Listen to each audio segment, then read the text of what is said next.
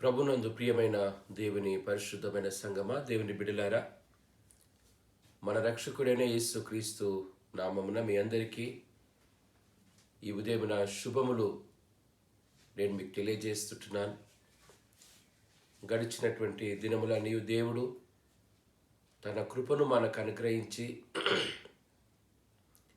ఇంత మటుకు తోడుగా ఉన్నటువంటి దేవునికి మనము ఎంతో వందనస్తులమైంటున్నాం.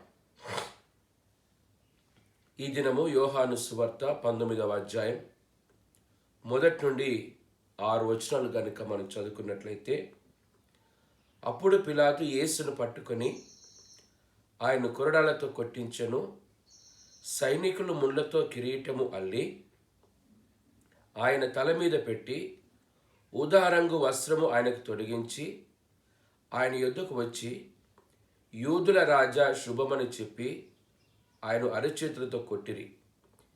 పిలాతు మరల వెలుపలికి వచ్చి, ఇదిగో ఈయన యందు ఏ దోషమునో కనబడలేదని మీకు తెలియనట్లు ఈయనను మీ యొద్దకు వెలుపలికి తీసుకొని వచ్చుచున్నానని వారితో చెప్పాను. ఆ ముళ్ళ కిరీటము ఉదారంగు వస్త్రమును ధరించిన వాడై యేసు వెలుపలికి రాగా, పిలాతు, ఇదిగో ఈ మనుష్యుడు అని వారితో చెప్పాను. ప్రధాన యాజకులను బంట్రౌతులను ఆయన చూచి, సిలువ వేయము సిలువ వేయము అని కేకలు వేయగా, పిలాతు ఆయన యందు ఏ దోషమున కనబడలేదు కనుక మీరే ఆయన తీసుకొని పోయి సిలువ వేయుడని వారితో చెప్పాను. 5వ వచనములో ఇదిగో ఈ మనుష్యుడు అనే ఈ మాటను మనం ఇక్కడ చూస్తుంటున్నాం. మత్తయి సువార్త, మార్కు సువార్త, లూకా సువార్త, యోహాను సువార్త, ఈ 4 సువార్తలలో యేసు క్రీస్తు యొక్క ఈ చివరి దినాలలో జరిగినటువంటి సంఘటనలు సువార్తికులందరూ పొందుపరిచారు. కానీ యోహాను సువార్తికుడు మాత్రము ఇక్కడ ఒక స్పెషల్ ఒక వర్డ్ ఆయన ఉపయోగిస్తున్నాడు. ఇదిగో ఈ మనుష్యుడు అనే మాట. మత్తయి, మార్కు, లూకా సువార్తలలో ఈయన యందు ఏ దోషమున కనబడలేదని చెప్తూ, యోహాను సువార్తికుడు మాత్రము ఇదిగో ఈ మనుష్యుడు, యేసు ఎవరు అనే ఈ అంశాన్ని మనం ధ్యానం చేస్తుంటున్నాం. ఈ దినము మనుష్యుడు అనే ఈ మాటను మనం ధ్యానం చేయబోతున్నాం. మనుష్యుడు పిల్లరా, భూమి మీద ఎన్నో రకాలైనటువంటి మనుషులు ఉన్నారు. చాలా రకాలైనటువంటి మనుషులు ఉన్నారు. కానీ పరిశుద్ధ గ్రంథంలో కొంతమంది వ్యక్తులను దేవుడు చాలా పర్టికులర్గా ఆ మనుషులకు కొన్ని పదాలను వాడుతూ ఆ మనుషుల గురించి అక్కడ రాస్తాడు. ఇక్కడ వాక్య భాగంలో చూసినట్లయితే, ఈ మనుష్యుడు యేసు క్రీస్తు ప్రభు దైవ కుమారుడు, దైవత్వము కలిగి దేవుని ఆత్మ చేత గాబ్రియేలుతో మరియమ్మతో చెప్పినట్టు పరిశుద్ధుడై పరిశుద్ధాత్మ చేత బాప్తిస్మం ఇచ్చి యోహాను, యేసు క్రీస్తు ప్రభు ఇరువురు బ్రదర్సే. కానీ వాక్య భాగంలో చూసినట్లయితే వారి పుట్టుకను గురించి వివరిస్తూ లూకా సువార్త 1వ అధ్యాయంలో 13-14 వచనం చూసినట్లయితే అక్కడ రాస్తాడు, బాప్తిసం ఇచ్చి యోహాను పుట్టినది మొదలుకొని అంటే పుట్టిన తరువాత దేవుని ఆత్మ చేత నింపబడి జీవించినటువంటి వ్యక్తి. కానీ యేసుక్రీస్తు ప్రభు మాత్రము పుట్టడానికంటే ముందే పరిశుద్ధాత్మ వలన నువ్వు గర్భము ధరించదు అని దేవుడు చెప్పినటువంటి మాట. కాబట్టి ప్రియులారా, ఇక్కడ యేసుక్రీస్తు ప్రభువు ఆయన పరిశుద్ధాత్మ చేత నింపబడిన వాడై పరిశుద్ధుడిగా ఆయన ఈ లోకంలో జన్మించినటువంటి వ్యక్తి, పరిశుద్ధుడిగా జీవించినటువంటి వ్యక్తి. కాబట్టి ఇక్కడ పిలాతు యేసుక్రీస్తు ప్రభువులో ఉన్నటువంటి ఆ శ్రేష్టత్వాన్ని గురించి ఆయన మెన్షన్ చేస్తూ మనుషులలో ఉన్నటువంటి రకాలను ఆయన ఇక్కడ జ్ఞాపకం చేస్తూ ఉంటాడు. పరిశుద్ధ గ్రంథంలో కొంతమంది వ్యక్తులను మనం గమనించి యేసు ప్రభుని గురించి మనం ధ్యానం చేద్దాం. మత్తయి సువార్త 3వ అధ్యాయంలో 7వ వచనంలో పరిశుద్ధ గ్రంథంలో రాస్తున్నటువంటి మాట, ఆయన అంటున్న మాట గమనించండి. అతడు పరిసయ్యులలోను సద్దూకైలలోను అనేకులు బాప్తీసము పొందవచ్చుట చూచి, సర్ప సంతానమా, రాబో ఉగ్రతను తప్పించుకొనుటకు నీకు బుద్ధి చెప్పిన వాడు ఎవడు అన్నాడు. సర్ప సంతానమా అని ఆయన పరిసయ్యులలోను సద్దూకైలలోను అనేకులు చూచి, సర్ప సంతానం. ఈ సర్పము అనేది పరిశుద్ధ గ్రంథములు చూసినట్లయితే ఆదికాండం 3వ అధ్యాయంలో అది యుక్తి గలదై ఉండెను అని రాస్తాడు. యుక్తి కుయుక్తి పిల్లరా, మనుషులలో ఉన్నటువంటి రకాలను మనం చూస్తూ ఇక్కడ వాక్య భాగం చూసినట్లయితే అందరూ కూడా మానవులే, కానీ డిఫరెంట్ మనస్తత్వాలు, ఒపీనియన్స్, డిఫరెంట్ క్యారెక్టర్స్ మనము ఈ వాక్య భాగంలో చూస్తాం. అందరూ మానవులమే, మనుషులమే, కానీ వారి వారి ఆలోచన, వారి వారి ప్రవర్తన, వారి వారి జీవన విధానం. ఇక్కడ యేసుక్రీస్తు ప్రభువు మరి బాప్తీసం ఇచ్చి యోహాను బాప్తీసము పొందవచ్చినటువంటి ఆ మనుషుల గురించి ఆయన మాట్లాడుతున్నాడు. సర్ప సంతానమా, లేదా సద్దూకైల యొక్క మనస్తత్వము ఎలా ఉంటుంది అనేది గనక మనం చూసినట్లయితే లేదా మరి మార్కు సువార్తలోను ఈ సువార్తలన్నీ చివరి భాగాల్లో కనుక మనం చూసినట్లయితే అక్కడ ఈ చివరి వారంలో యేసుక్రీస్తు ప్రభువు ఆయన శ్రమ పడుతున్నప్పుడు చాలామంది వచ్చి ఆయన అనేకమైనటువంటి ప్రశ్నలు అడుగుతారు. ఈ ప్రశ్నలు అడుగుతున్నటువంటి ఈ సందర్భంలో మనం చూసినట్లయితే అక్కడ మరి సద్దూకైలు కూడా వచ్చి యేసు ప్రభును అక్కడ ప్రశ్నిస్తారు. సద్దూకైలు వచ్చి అడుగుతున్నటువంటి ప్రశ్న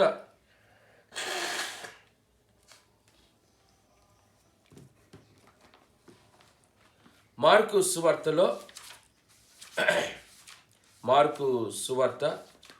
12వ అధ్యాయంలో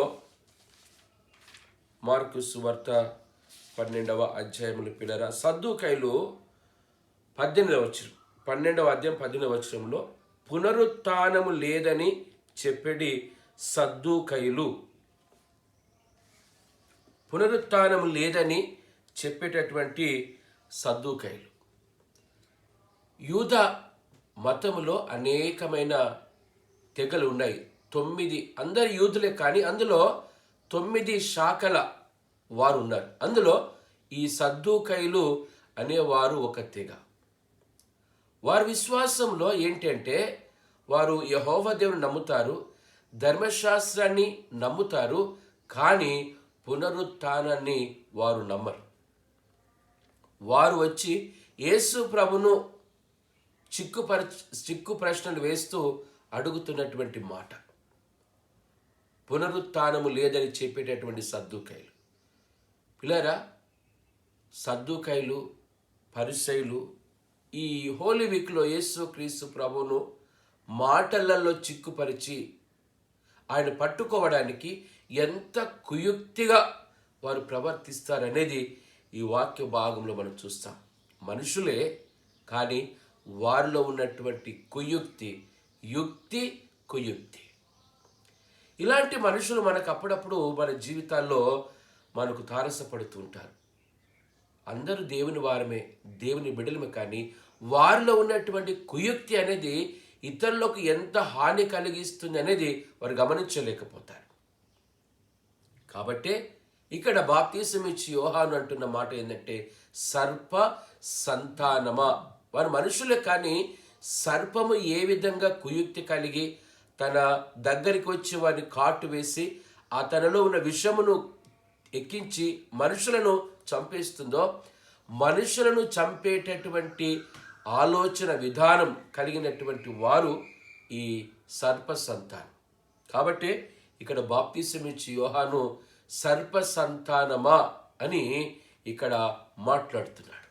పిల్లరా, పరిశుద్ధ గ్రంథంలో చాలా జంతువుల గురించి మనం చదువుతాం. ఈ సర్పముకున్నటువంటిది ఏంటంటే పిల్లరా, సర్పానికి తలలో విషం ఉంటుంది, తేలుకు తోకలో ఉంటుంది విషం.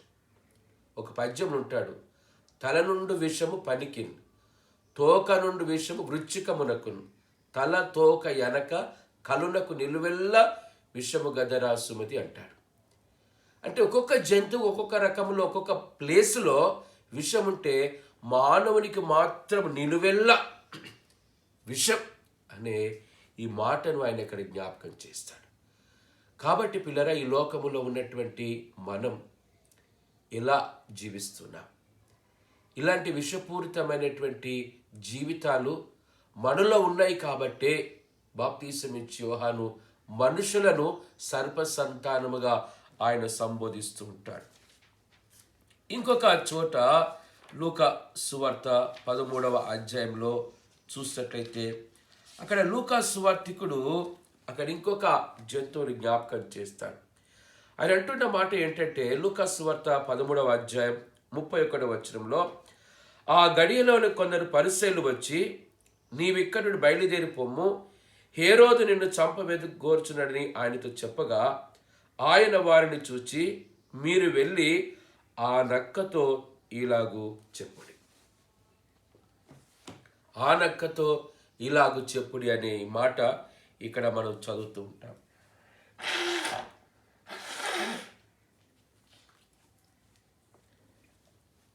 కాబట్టి పిల్లరా, ఈ లోకంలో ఉన్నటువంటి మనం నక్క జిత్తుల మారి, నక్క జిత్తుల మారి. ఎంతటి జిత్తుల మారి అంటే చాలా ఉపాయముతో అది కాలము గడపడానికి చాలా జాగ్రత్తగా తన జీవనాన్ని సాగిస్తుంది. నక్కలు పరిశుద్ధ గ్రంథములో విలాప వాక్యములో పిల్లరా చివరి అధ్యాయములో అక్కడ రాస్తాడు, నక్కలు దాని యందు కాపురము ఉన్నవి అని ఇశ్రాయేలు ప్రజల గురించి అక్కడ ఆయన మాట్లాడతాడు. దావీదు మహారాజు తను చేసినటువంటి పొరపాటుల గురించి ఆయన మాట్లాడుతూ పిల్లరా పరిశుద్ధ గ్రంథంలో ఆయన అంటున్నటువంటి మాట ఏంటంటే, ఒక మాట మనం ఇక్కడ చదువుకుందాం. 73వ కీర్తనలో ఆయన అంటున్న మాట, నేను తెలివి లేని పశు ప్రాయుడనైతిని, నీ సన్నిధిని మృగము వంటి వాడనైతిని అంటాడు. తెలివి లేని పశు ప్రాయుడు, నీ సన్నిధిని మృగము వంటి వాడను అంటాడు. మృగము పిల్లరా విచక్షణ జ్ఞానము లేకుండా ప్రవర్తించినటువంటి, భావోద్రేకాలను కంట్రోల్లో పెట్టుకొనకుండా ప్రవర్తించే విధానమే ఈ యొక్క పశు ప్రాయుగా జీవించడం. దావీదు మహారాజు బత్షెబ విషయంలో చేసిన పొరపాట్లు పిల్లరా, ఆమె భర్త అయినటువంటి ఉరియాను అతడు ఎంత నీతిమంతుడంటే అది అంటున్న మాట, దావీదు పాపం చేసి దాన్ని కప్పిపుచ్చుకోవడానికి అతను బాగా తాగిచ్చి జల్సా చేయమని ఇంటికి పంపిస్తాడు. కానీ ఉరియా అంటే, నా మందసము యుద్ధరంగములోను నా జనులు యుద్ధరంగములో పోరాడుచుండగా నేను ఇంటికి వెళ్ళి నా భార్యతో సుఖింతునా అని ఇంటికి వెళ్ళాడు ఆయన.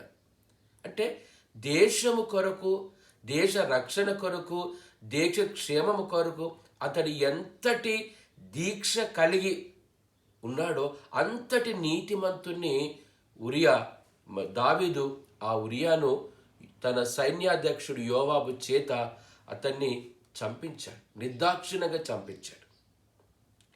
దీన్ని బట్టి ఇక్కడ మరి దావీదు నీ సన్నిధిని నేను మృగము వంటి వాడనైతిని అంటాడు. 22వ కీర్తనలో కూడా మనం చూసినట్లయితే అక్కడ మరి సింహాలు అంటాడు, కుక్కలు అంటాడు, రకరకాల జంతువుల గురించి అక్కడ మాట్లాడుతుంటాడు. ఇవన్నీ 22వ కీర్తన యేసు క్రీస్తు జీవితములో నెరవేరినటువంటి ఆ విషయాలు.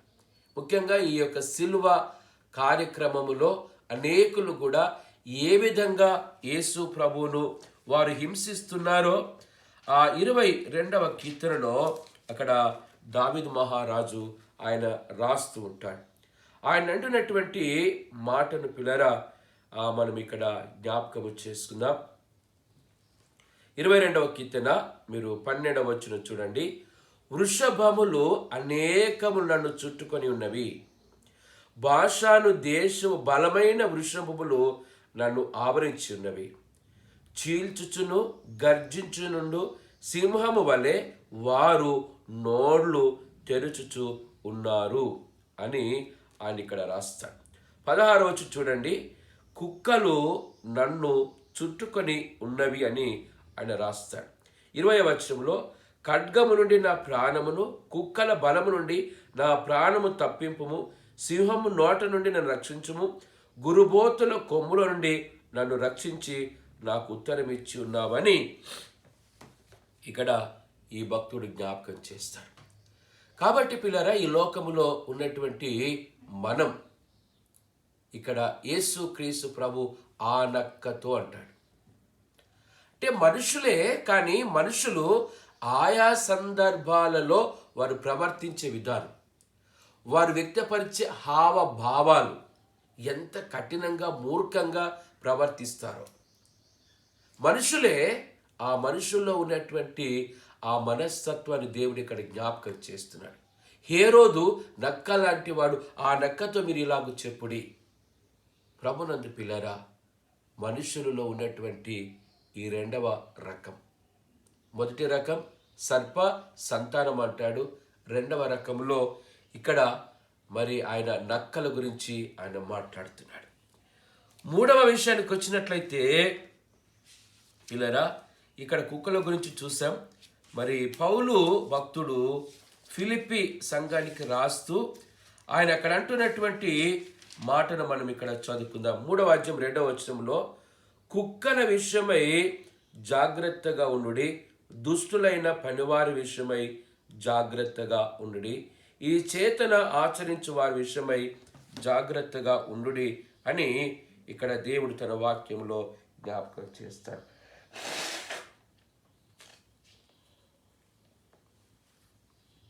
పిల్లరా, ఇక్కడ వాక్య భాగంలో చూసినట్లయితే కుక్కలు అంటాడు. ఇందాక 22వ కీర్తనలో మనం చూసాం కుక్కల గురించి. కుక్కలు విశ్వాసానికి సాదృశ్యంగా మనము వాడుతూ ఉంటాం. కానీ ఆ కుక్కలు వాటి బలం, అవి ప్రవర్తించే కోపం విపరీతంగా చూస్తాం. కుక్కలకు కోపం వచ్చిందంటే అవి అస్సలు వదిలిపెట్టవు. పిల్లరా, ఈ కుక్కలు కూడా ఎందుకొరకు ఈ పరిశుద్ధ గ్రంథంలో దేవుడు ఇలాంటి జంతువుల గురించి ఎందుకు రాశాడు అంటే, మనుషులలో ఉన్నటువంటి ఆ మనస్తత్వాల ద్వారా సొసైటీలో కలుగుతున్నటువంటి అనర్థాలు, సంఘంలో సమాజంలో వారు కలుగుతున్నటువంటి అనేకమైన పొరపాట్ల గురించి ఆయన ఇక్కడ మాట్లాడుతుంటున్నాడు. కాబట్టి ప్రియమైనటువంటి దేవుని పరిశుద్ధమైనటువంటి సంగమ, దేవుని బిడ్డలారా, ఈ లోకములో ఉన్నటువంటి మనము ఈ కుక్కలు ఎంత కఠినంగా ప్రవర్తిస్తూ ఉంటాయో దాన్ని ఫిలిప్పి సంఘములో ఉన్నటువంటి మనుషులు ప్రవర్తించే విధానమును గురించి పౌలు భక్తుడు వారిని ఖండిస్తూ ఈ మాట ఆయన జ్ఞాపకం చేస్తున్నాడు.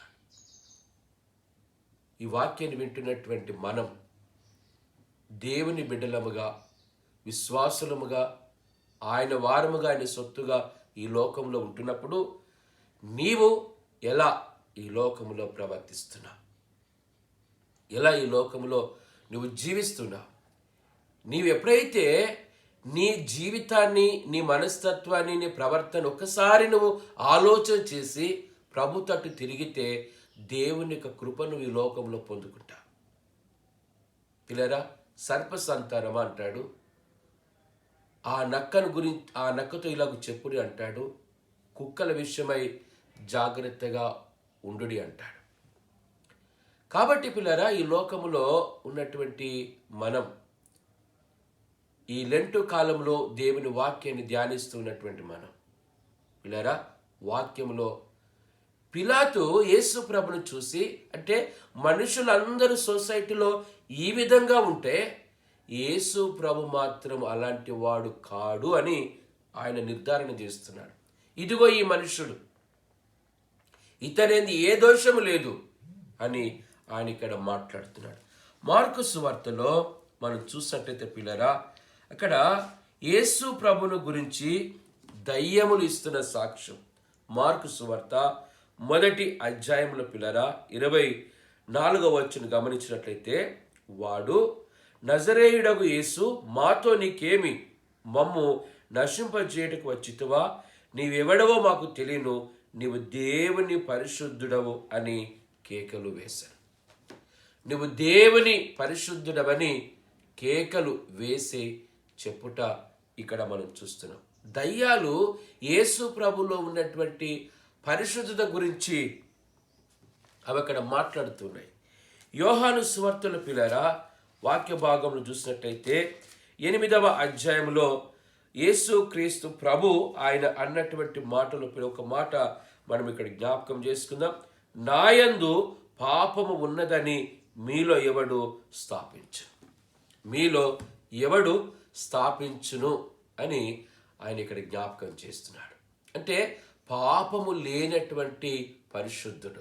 గాబ్రియేలు దూత యేసు ప్రభుని గురించి మాట్లాడుతూ పిల్లరా, ఇదిగో పుట్టబోవు శిశువు పరిశుద్ధుడై దేవుని కుమారుడు అనబడును అని రాస్తాడు.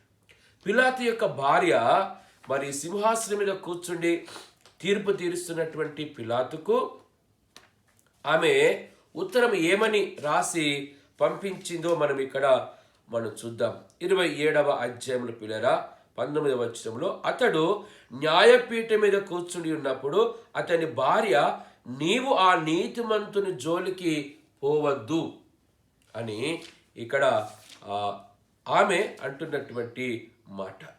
పిల్లరా, మరి అంత మాత్రమే కాకుండా పరిశుద్ధ గ్రంథములో మనం చూసినప్పుడు ఇంకా అనేకులు కూడా యేసు ప్రభుని గురించి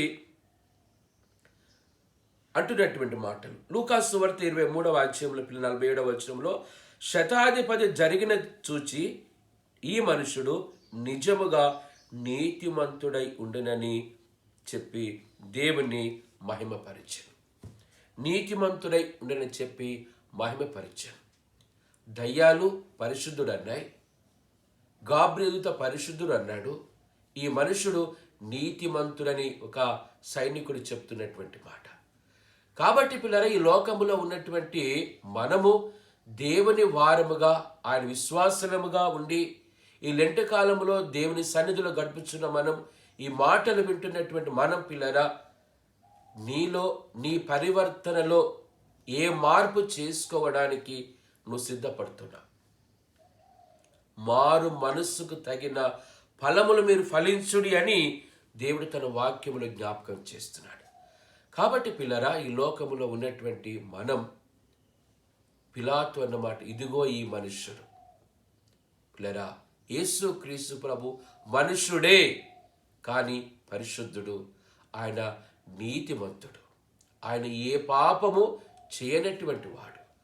కాబట్టి మానవులంగా ఈ లోకములో ఉన్నటువంటి మనము పిల్లరా, మనలో ఉన్నటువంటి పశువు లాంటి ఈ ప్రవర్తనను తొలగించుకొని ఈ శ్రమల కాలంలో మనం ఎప్పుడైతే మారు మనసు పొందుతామో, పౌలు అంటాడు పిల్లరా, రోమిలకు రాసిన పత్రిక 12వ అధ్యాయంలో పిల్లరా 1-2 వచనం చూసినట్లయితే, మీ మనస్సు మారి నూతన మగుట వలన రూపాంతరము పొందుడి అని ఆయన ఇక్కడ జ్ఞాపకం చేస్తాడు.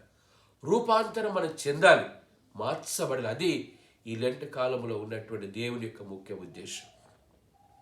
యేసు క్రీస్తు ప్రభు, ఆయన ప్రభు, కానీ పిల్లరా ఎంతటి చక్కటి జీవితాన్ని జీవించాడు.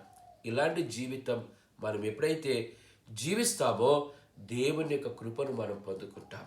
ఆ కృప దేవుడు మీకు అనుగ్రహించి పిల్లరా రాబోయే కాలంలో ఇలాంటి మంచి పరిశుద్ధమైన జీవితం, నీతి కలిగిన జీవితం, యథార్థమైన జీవితం మీరు ఎప్పుడైతే జీవించడానికి సిద్ధపడతారో దేవుని యొక్క కృపను మీరు పొందుకుంటారు.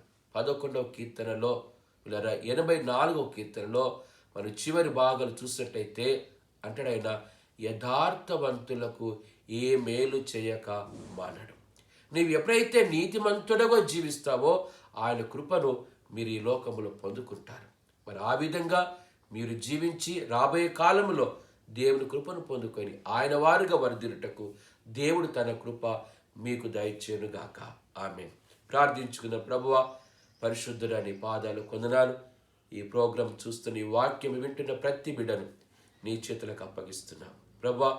వారిలో ఉన్నటువంటి ప్రతి పాప స్వభావమును మీరు తీసివేసి నీ ఆత్మను వారిలోనికి పంపించి నూతన సృష్టిగా వారు చేసి నీకు ఇష్టమైన పాత్రలుగా మలిచి మీరే మహిమా ఘనత ప్రభువును పొందుమని యేసయ్యా, మరి ఈ ప్రోగ్రాం చూస్తున్న, ఈ వాక్యాన్ని వింటున్న ప్రతి ఒక్కరిని మీరు దీవించమని మీ ఉన్నతమైన శ్రేష్టమైన నామములో ప్రార్థించి వేడుకొంచున్నాము తండ్రి. ఆమేన్. తండ్రి, కుమార, పరిశుద్ధాత్మని త్రియేక దేవుని దీవెన సదాకాలం, ఇప్పుడు ఎల్లప్పుడు సదాకాలం. దేవుని కృప మీ అందరికీ తోడైండును గాక. ఆమేన్. Thank you all. God bless you.